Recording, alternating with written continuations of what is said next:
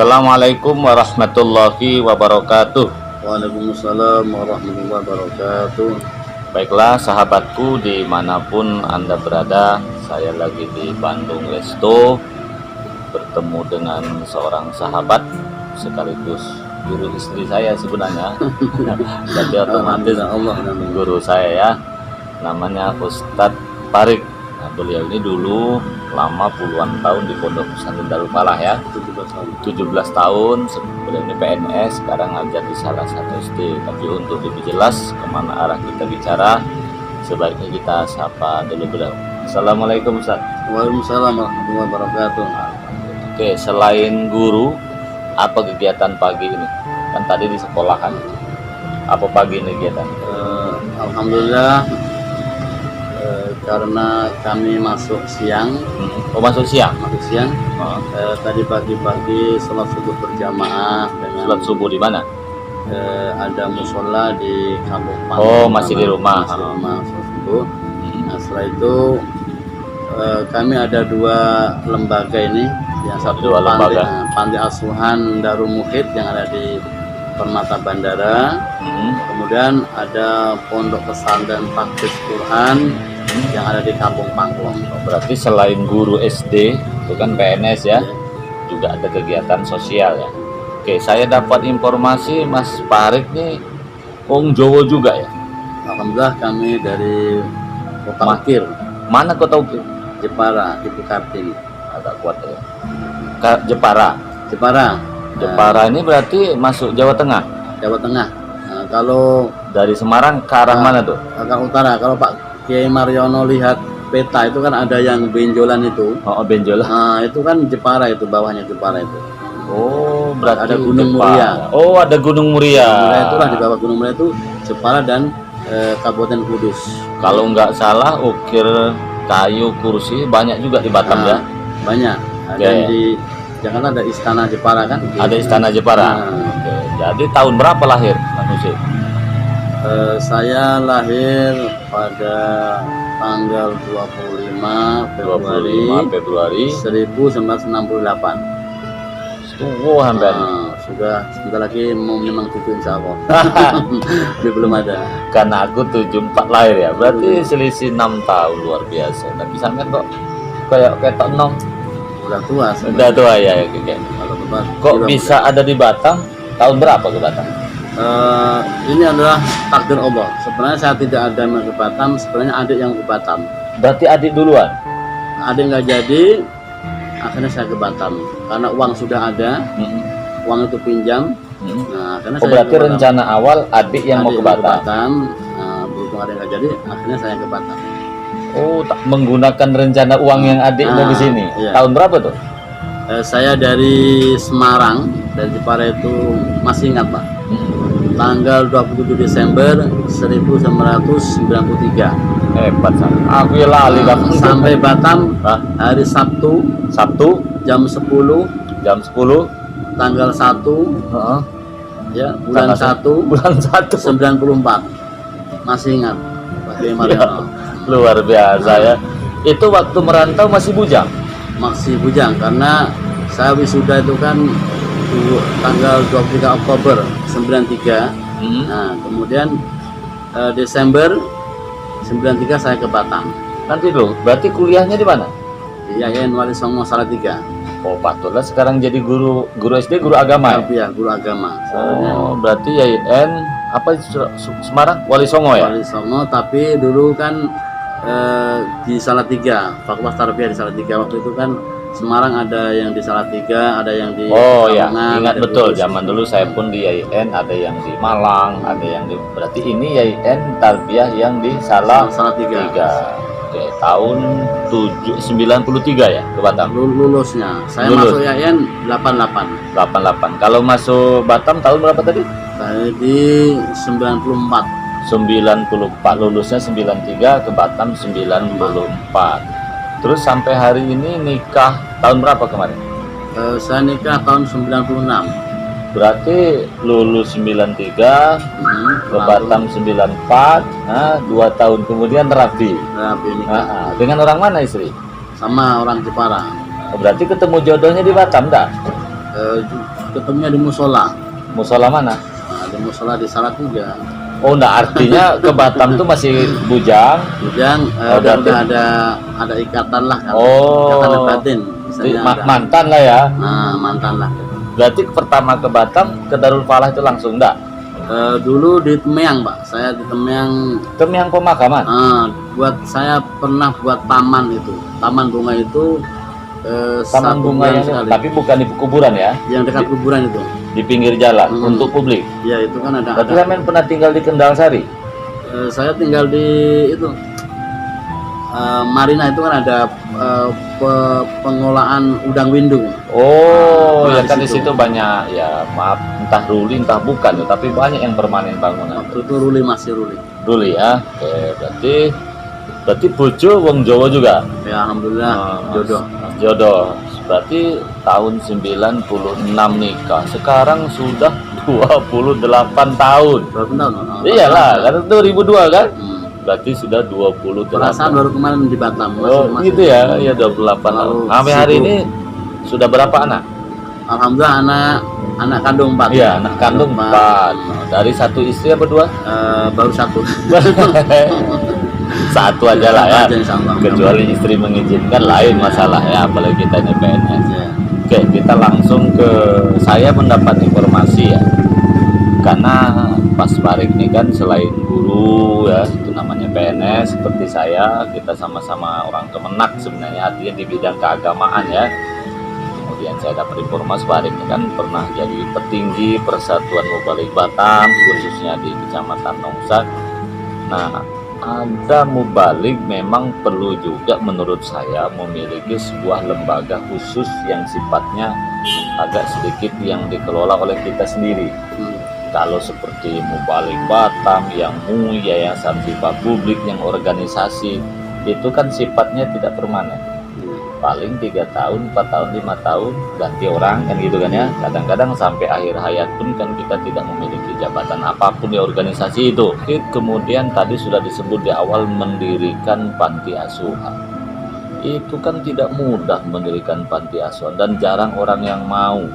Kadang ngurus anak istri dengan anak saja berantakan, ini pula mau ngurus orang banyak.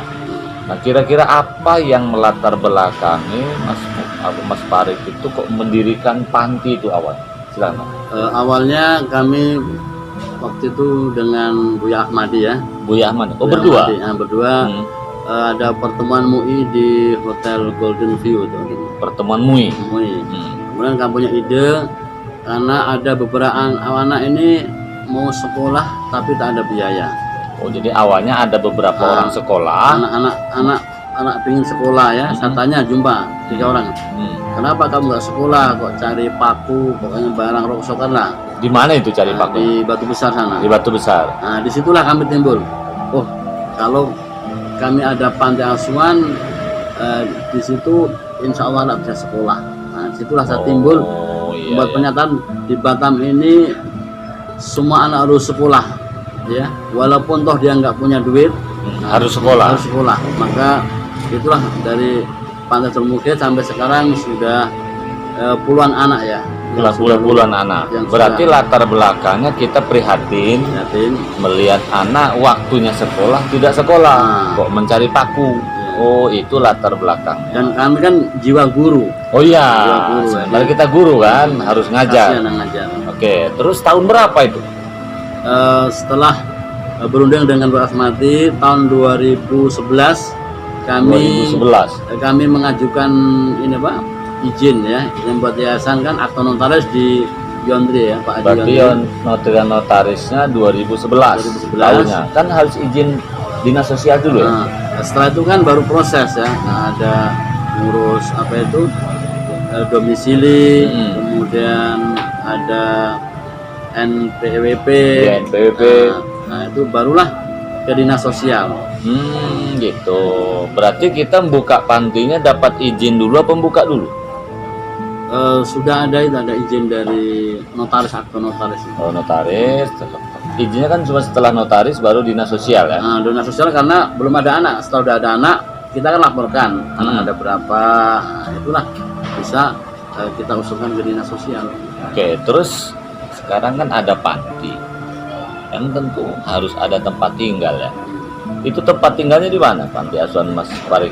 Alhamdulillah kami ada 3 rumah ya, 3 rumah di Permata Bandara itu. Oh, jadi menyatu satu tempat. Ada gangnya itu. Oh, ada gang. Yang, Tapi intinya 3 rumah. Ya, yang 2 rumah untuk anak laki-laki, yang 1 rumah untuk perempuan. Ya, Oh, ya, ada putra putri nih. putra putri. Oh, terus rumah ini kan mana Mas Farid caranya? Saya kadang mau punya rumah satu pun susah betul. Mas Farid bisa punya 3 rumah diberikan untuk panti itu gimana? Dari hibah orang apa gimana?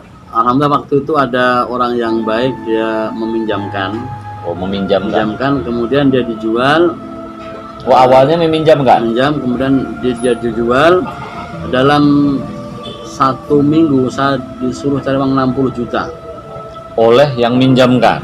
Berarti dia butuh. Butuh. Oh, 60 juta. Itu rumah agak murah ya waktu itu. Jadi 60 juta itulah untuk ke bank. Angkat kredit. Kredit. Jadi rumah itu harganya 180 juta, tapi kami harus dapat uang 60 juta. Kalang kabut, alhamdulillah pertolongan Allah. 1 minggu Pak Kiai Mariono Dapat. uang 60 juta. Pinjam sana, pinjam sini. Padahal dari duit 1 juta pun susah. Ini 60 juta seminggu kelar. Tapi Allah itulah yang maha, Ya, maha segala-galanya. Niat kita karena memang untuk panti ya. Panti dan memang tulus, tidak ada niat yang lain. Jadi supaya anak ini tenang. Kalau dijual kan anak mutar di mana? Iya, ini pertimbangannya ketika rumah ini kan awalnya hanya dipinjam. Tiba-tiba dia mau jual. Dia butuh duit. Iya, kalau kita misalnya mau pindah belum tentu semudah balik telapak tangan ya. Iya. Kemudian ini Mas Farid, selain panti, sekarangnya apa kira? Karena banyak orang sekali kan biasanya panti dirikan pondok, panti dirikan buka rumah makan. Nah sekarang kalau Mas Farid selain panti asuhan, apalagi program? Karena panti ini kan khusus anak kelas 1 kelas 6 SD ya. Kelas 1, kelas 6? Kelas 6, sampai kelas 6 atau SMP. Kemudian kami berpikir kalau lulus SMP dia kemana? Nah, akhirnya kami membuka pondok pesantren tahfidz Quran. Oh, mirip rumah tahfidz. Oh, berarti kalau panti kan umumnya hanya SD. SD. Setelah itu berpikir ini mau kemana orang ini gitu kan? Maka mendirikan rumah tahfidz atau pondok tahfidz. Di mana tuh? Apa satu tempat? Di Kampung Panglong, Batu Besar. Oh, dekat rumah. Di dekat rumah, di perkampungan. Kalau panti asuhan ini di rumahan. Ya. Itu beli rumah apa pondok buat apa gimana? Rumah. Alhamdulillah kemarin ada kawan yang menjual lahannya. Kami cicil waktu itu 30 juta ya, kami cicil 1 juta 2 juta. Jadilah musola itu dan atasnya dijadikan asrama laki-laki. Atas asrama laki-laki. Kalau yang di bawah untuk belajar. Untuk belajar, untuk musola, untuk masyarakat umum lah. Terus rumah tahfidz ini apakah khusus laki-laki atau perempuan? Alhamdulillah yang perempuan kami gini Pak Marino, kami dulu itu beli rumah seharga 15 juta. Ada rumah 15 juta. Di mana itu? Di tepi sungai itu, tepi kolam di Panglong. Oh, di Panglong juga. Kemudian ada orang Singapura, saya tawarkan. Hamba Allah, dia tak mau disebut. Tuan, saya ada rumah ini, boleh tak Tuan kalau renovasi daripada sewa kan, sewa 1 juta. Akhirnya dia yang renovasi, yang membawa tukang, alhamdulillah udah jadi. Perkiraan kemarin menurut dia 100 juta. Dari satu orang tuh? Satu orang. Ada Luar isinya, biasa, ya? ada isinya, ada semua lah, lengkap. Itulah dia tak mau disebutkan nama dia. Ternyata kalau kita punya keinginan, Allah selalu beri jalan ya. Terus Mas Farid, kan membina panti ini kan tak semudah kita membayangkan ya. Kita ini kan awalnya kadang-kadang ingin orang dirikan panti tapi tidak tahu. Ekonomi Indonesia ini kan lagi terpuruk juga sebenarnya. Tapi kok banyak orang yang berbuat kebaikan. Nah, trik sampean untuk supaya donatur itu masuk, apakah juga meminta atau paling tidak dapat sumbangan dari luar negeri, terutama Singapura dengan Malaysia, apa sumbangannya hanya dalam negeri saja, terutama Batam? Gimana Mas Farid? Awal mulanya waktu itu kan masih normal ya. Normal. Tidak ada COVID maksudnya. Tidak ada COVID. Saya punya saudara di Malaysia, punya teman.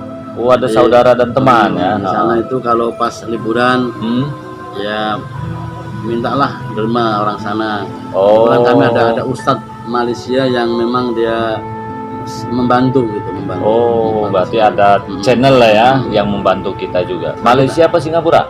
Malaysia yang pertama. Yang pertama Malaysia. Nah, sekarang Singapura. Oh, berarti Singapura ikut membantu juga. Tapi itu tidak semuanya ya, yang kebanyakan ya dari Batam lah ya, karena kalau panti itu kan orang datang bawa beras, bawa mie, bulan. Alhamdulillah sampai sekarang itu tidak pernah kelaparan. Tidak pernah kelaparan. Bahkan dulu sampai beras 5 ton itu dimakan ulat karena tidak dimakan anak.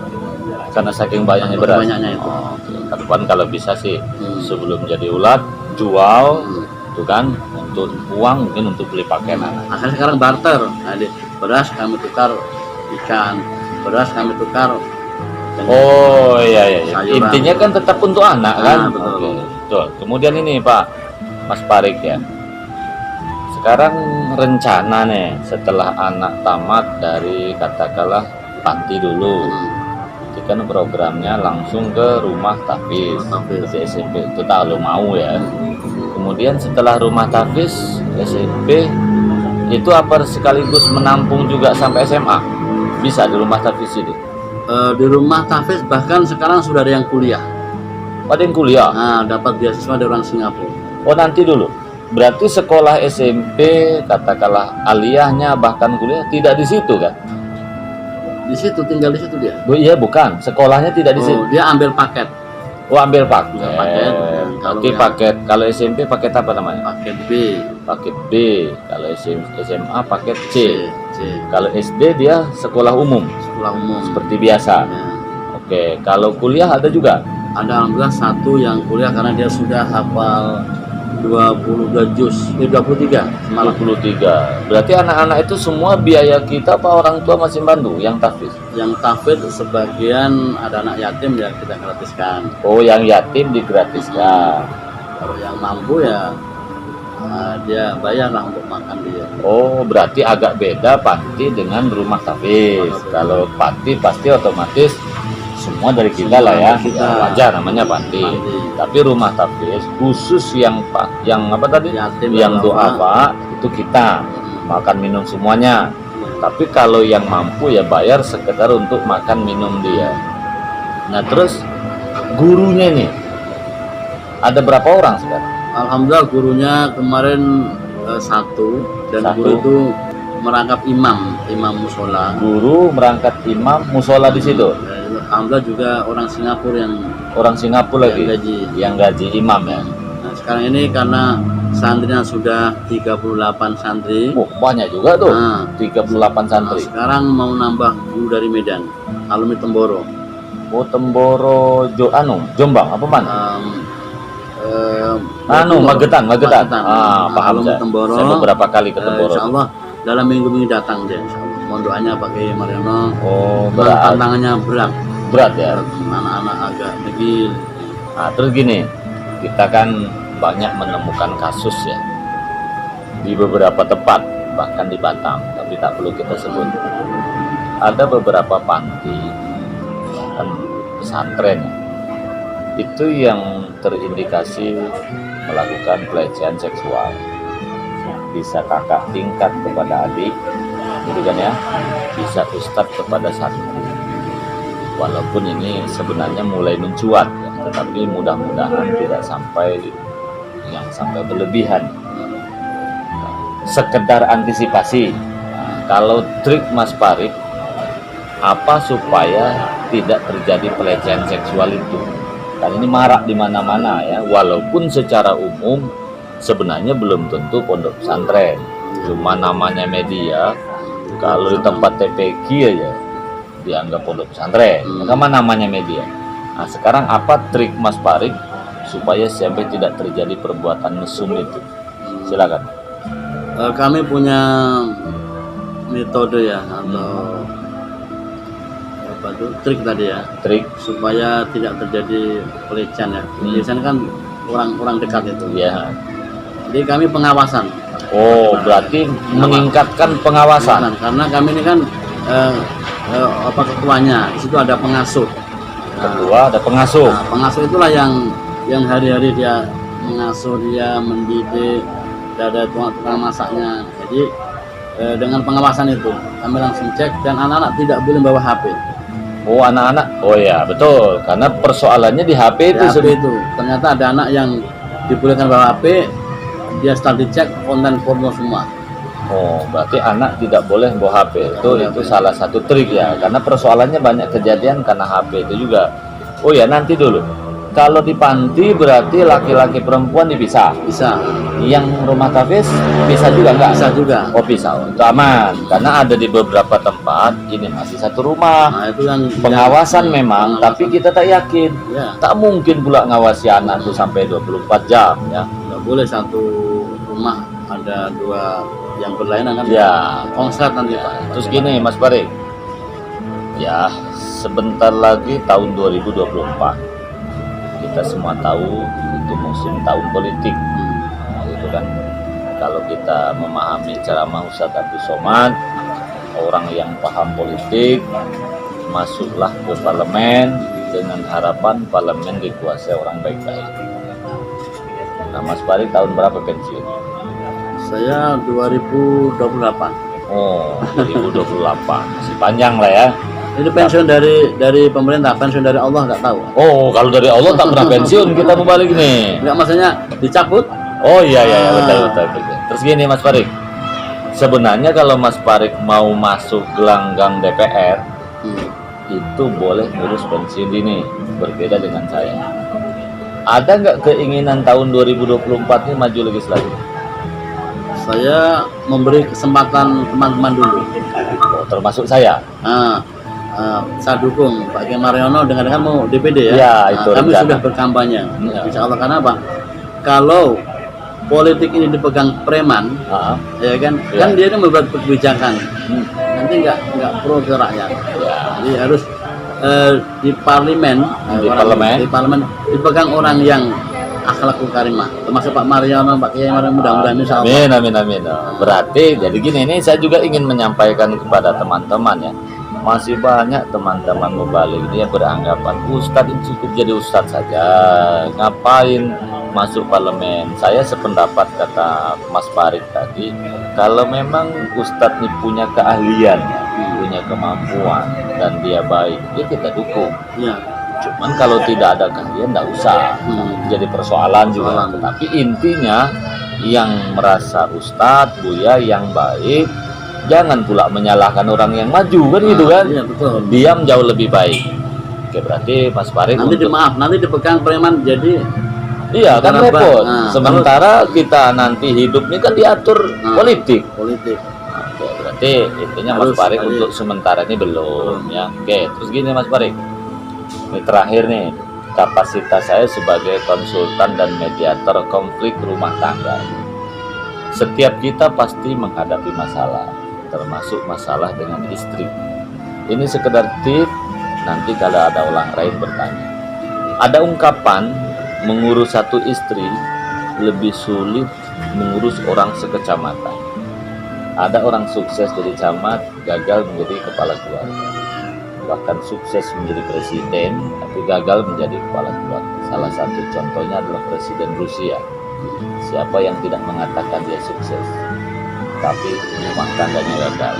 Menurut Mas Farik, ini sekedar kalau nanti ada kawan-kawan bertanya, ketika istri serang merajuk, sedang marah, naik ceriwong Jawa ngambek, apa trik kita laki-laki untuk terhindar dari perceraian? Kita harus ada komitmen, Pak Ibrahim. Harus ada komitmen.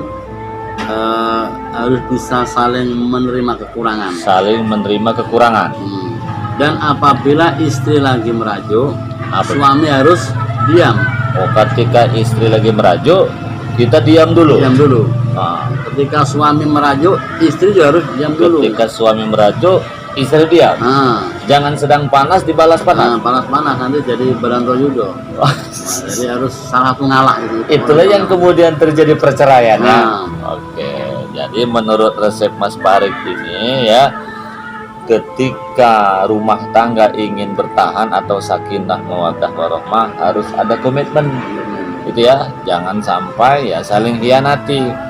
Tapi resep kata beliau tadi, kalau istri sedang merajuk, sedang marah ya suami harus diam dulu. Nah, kalau marahnya nggak terlalu kuat, diam di rumah saja. Tapi kalau marahnya kuat, daripada kuping dijebol, nyingkrih dulu, minum teh obeng dulu, ya udah. Tapi gini Pak, kebanyakan itu kan masalah ekonomi ya. Masalah ekonomi. Jadi ekonomi itulah harus memang dipenuhi. Oke, berarti menurut Mas Farid, merajuk istri itu pasti ada sebab. Jadi jangan nyalahkan istri kan. Secara umum adalah duit.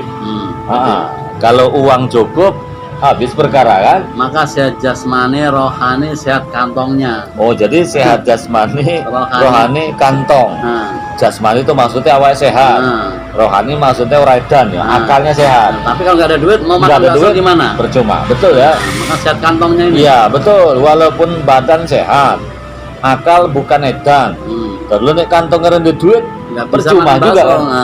Ternyata tiga ini tak boleh terpisah ya. Rukun. Sehat jasmani badan, sehat rohani ya berarti iman, rajin sholat, waras, tidak edan ya. Yang ketiga kantong juga harus cukup. Nah, kalau kantong minta bakso anak, gimana nggak ada duit? Oke. Terima kasih Mas Farid. Intinya beliau ini sahabat saya sekaligus guru istri saya dulu, kalau nggak salah MTS sampai Alia. Untuk teman-teman ketahui, 6 tahun istri saya dulu ada di pondok pesantren Darul Falah. Beliau ini adalah guru dari sekian guru yang ada. Jadi makanya kadang-kadang ya istri saya ketika pergi ke Batu Besar, ke tempat Pak Kiai, sering mampir rumah beliau. Demikian saya doakan mudah-mudahan Mas Farid selalu sehat, panti asuhannya, rumah tahfiznya tetap maju, dan mudah-mudahan tidak ada masalah yang berarti. Namun tetap hati-hati, karena bagaimanapun banyak orang yang tidak suka dengan kita yang menggerakkan bidang keagamaan. Betul, Pak, itu pasti ada. Ada saja, maaf tempat lain tuh ada yang melempar telur busuk, ada yang menganggap kita ini radikal. Kadang-kadang itu pemicunya dari orang lain atau santri itu sendiri. Tapi saya berharap Mas Farid, karena insya Allah satu ini rumah tahfiz panti asuhan sudah disahkan negara gitu kan, satu yayasan sudah ada, kemudian hukum apa yang namanya dari sosial sudah ada, izin Kementerian Agama sudah ada. Jadi bagi teman-teman yang mau menyumbang, para donatur, tak usah ragu lagi ya, karena beliau ini bukan orang baru mendirikan ya, sudah tahun 94 ke Batam ya, udah lama. Bahkan sekarang PNS. Artinya apa? Kalau PNS nggak mungkin minggat, karena memang Mas Farid faktanya ada beberapa ustadz ini, maaf kawan kita ini minggat juga. Minggat kemana? Artinya setelah diberikan kepercayaan dia pergi. Bawa duit banyak ya, bawa duit tidak duit kita alam lah. Kalau bawa duit mungkin tidak lah, tapi kan mana ada ustadz banyak duitnya. Tapi yang paling penting orang sudah nyumbang misalnya ke lembaga ini, itu kan tiba-tiba tinggal pergi, kan tak mungkin gedungnya itu dibawa. Tapi paling tidak orang yang menyumbang merasa merasa dikhianati atau tidak lanjutkan keinginannya. Sebab umumnya orang kalau sudah berinfak kan ingin seumur hidup. Kalau sudah berinfak tidak diteruskan kan repot. Saya kira itu, mudah-mudahan teman-temanku yang mau nyumbang, ada Mas Farid ya, panti asuhan Darul Mufid. Kalau pondoknya apa tadi, rumah tahfiz? Rumah tahfiz Al-Farid Roki Hashim. Al-Farid Roki Hashim. Nanti bagi teman-teman yang butuh nomor WA beliau bisa hubungi saya. Nanti nomor WA saya tunjukkan di video. Ada yang punya anak yatim atau lantar bisa kan. Oke, jadi kata beliau tadi beliau bukan sekedar mengharapkan bantuan atau sumbangan ya. Mana tahu ada anak yatim ya, atau anak-anak telantar. Maksudnya bukan karena yatim saja ya. Artinya bisa karena orang tuanya telah tiada, atau dia duafa ya, bisa dititip beliau. Insya Allah kalau yatim dan duafa SD gratis ya sampai perguruan tinggi. sampai perguruan tinggi. Luar biasa ini. Mudah-mudahan Mas Farid selalu sehat dan berkah selalu. Cukup sekian. Wassalamualaikum warahmatullahi wabarakatuh.